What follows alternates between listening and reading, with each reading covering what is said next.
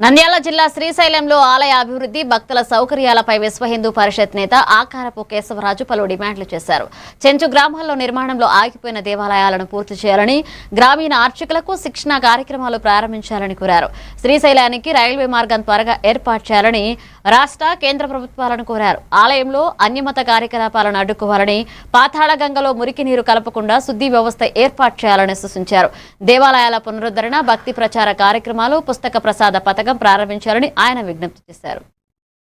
ముఖ్యంగా చాలా సంవత్సరాలుగా ఎదురు చూస్తున్నటువంటి యొక్క శ్రీశైలానికి రైలు మార్గం వెంటనే పనులు ప్రారంభించాలని చెప్పేసి డిమాండ్ చేస్తున్నాం.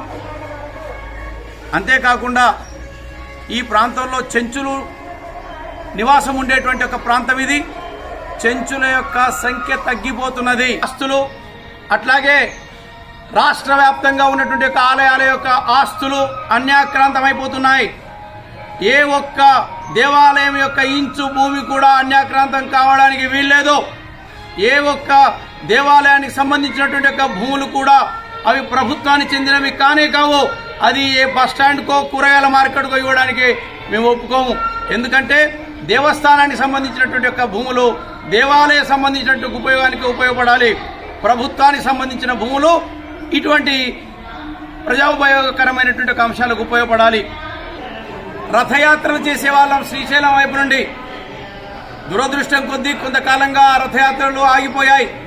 ఈ రథయాత్రలు మళ్లీ ప్రారంభించాలని శ్రీశైలం దేవస్థాన కమిటీని, ఈఓ గారిని డిమాండ్ చేస్తున్నాం. వెంటనే ప్రారంభం చేయవలసిందిగా కోరుతున్నాం.